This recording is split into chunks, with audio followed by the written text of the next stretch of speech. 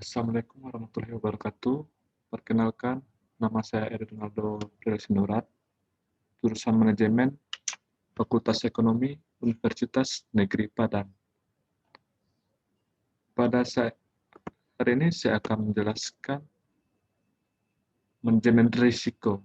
Yang pertama itu fungsi dari manajemen risiko. Yang pertama ada planning atau perencanaan. Perencanaan dimulai dengan menetapkan visi, misi, tujuan yang berkaitan dengan manajemen risiko. Kemudian dilanjutkan dengan penetapan target, kebijakan, dan prosedur yang berkaitan dengan manajemen risiko. Selanjutnya, visi, misi, prosedur, dan kebijakan tersebut ditulis untuk memudahkan pengarahan sekaligus menegaskan dukungan manajemen terhadap program manajemen risiko. Yang selanjutnya, yang kedua itu adalah actuating atau pelaksanaan. Proses identifikasi dan pengukuran risiko atau risk measurable diteruskan dengan manajemen pengelolaan risiko yang merupakan aktivitas operasional utama dari manajemen risiko. Selanjutnya ada controlling atau pengendalian. Pengendalian dalam manajemen risiko meliputi evaluasi secara periodik, pelaksanaan manajemen risiko, output pelaporan yang dihasilkan dari risk management, dan umpan balik atau yang disebut dengan feedback. Selanjutnya ada tujuan dari manajemen risiko. Manajemen risiko memiliki beberapa tujuan. Yang pertama itu melindungi perusahaan atau protecting. Melindungi perusahaan atau protecting memberikan perlindungan organisasi dari tingkat risiko signifikan yang bisa menghambat proses pencapaian tujuan organisasi atau perusahaan. Yang selanjutnya, mendorong manajemen agar proaktif. Mendorong manajemen agar bertindak proaktif dalam mengurangi potensi risiko dan menjadikan risk management sebagai sumber keunggulan bersaing dan kinerja perusahaan. Yang selanjutnya, membantu pembuatan kerangka kerja. Membantu dalam pembuatan kerangka kerja yang konsisten atas risiko yang ada pada proses bisnis dan fungsi-fungsi dalam sebuah perusahaan. Yang selanjutnya, sebagai peringatan untuk berhati-hati. Tujuan ini mendorong semua individu dalam perusahaan agar bertindak hati-hati dalam menghadapi risiko perusahaan demi tercapainya tujuan yang diinginkan bersama. Yang selanjutnya, sosialisasi manajemen risiko. Tujuan selanjutnya membangun kemampuan individu maupun manajemen untuk mensosialisasikan pemahaman tentang risiko dan pentingnya risk management. Yang selanjutnya, meningkatkan kinerja perusahaan. Membantu meningkatkan kinerja perusahaan dengan menyediakan informasi tingkat risiko yang disebut dalam peta risiko atau risk map. Hal ini juga berguna dalam pengembangan strategi dan perbaikan proses secara berkesinambungan atau continue. Nah, selanjutnya, manfaat manajemen risiko. Manfaat manajemen risiko memiliki beberapa manfaat. Yang pertama itu manajemen risiko bisa mencegah kegagalan sehingga peningkatan laba bisa dilakukan atau setidaknya kerugian perusahaan tidak terlalu besar. Selanjutnya, manajemen risiko bisa melindungi perusahaan dari risiko murni karena kreditor pelanggan dan pemasok lebih menyukai perusahaan yang terlindungi, mungkin dengan asuransi tertentu, sehingga secara tidak langsung akan meningkatkan public image.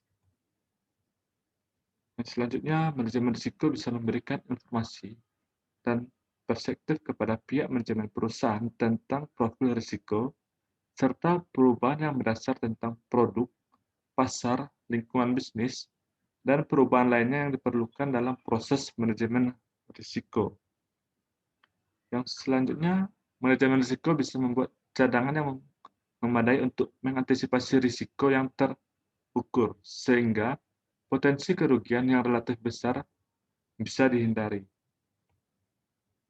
Yang selanjutnya, manajemen risiko bisa menghitung dan mengukur besarnya risk exposure dan menetapkan alokasi sumber-sumber dana sekaligus limit risiko yang lebih tepat. Selanjutnya ada tahapan dari manajemen risiko. Manajemen risiko harus menerapkan beberapa tahapan efektif yang harus dilakukan. Tahapan-tahapan dari manajemen risiko ada beberapa tahap. Yang pertama itu internal environment atau lingkungan internal. Berhubungan dengan lingkungan internal perusahaan sehingga struktur organisasi perusahaan, budaya kerja, dan pendelegasian wewenang harus jelas dan tertulis.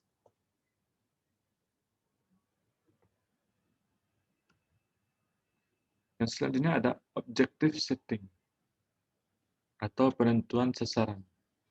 Bagi perusahaan harus memiliki tujuan yang jelas dari organisasi yang sudah dibentuk, sehingga risiko yang mungkin terjadi lebih mudah diidentifikasi, diakses, dan dikelola sesuai tujuan yang telah dibuat.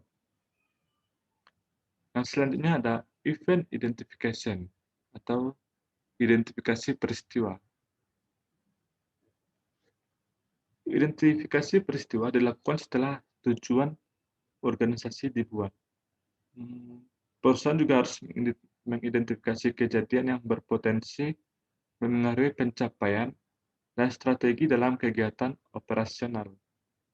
Hal yang berisiko memengaruhi tujuan organisasi yang menimbulkan efek positif dan negatif bagi perusahaan. Selanjutnya ada risk assessment atau penilaian risiko. Penilaian risiko dilakukan untuk menilai dan mengukur seberapa besar kejadian atau keadaan yang bisa mengganggu pencapaian tujuan. Dan selanjutnya ada risk response atau tanggapan risiko. Risk response harus dilakukan oleh perusahaan setelah mengetahui hasil dari penilaian risiko tersebut. Perusahaan bisa melakukan beberapa langkah tindakan seperti menerima, memindahkan risiko, mengurangi, dan menghindari risiko sesuai dengan penilaian risiko yang telah dibuat. Yang selanjutnya ada control activities atau aktivitas pengendalian. Aktivitas pengendalian dilakukan untuk menyusun kebijakan dan prosedur agar manajemen risiko bisa terlaksana secara efektif. Yang selanjutnya, information dan communication atau informasi dan komunikasi. Information and communication juga harus dilakukan untuk menyampaikan informasi yang relevan kepada pihak yang tepat serta arah dan alat komunikasi yang sesuai prosedur. Yang selanjutnya ada monitoring atau pemantauan. Monitoring harus dilakukan secara konsisten untuk menghindari pelaporan yang tidak lengkap, berlebihan, atau terjadinya kecurangan atau pemalsuan data tertentu.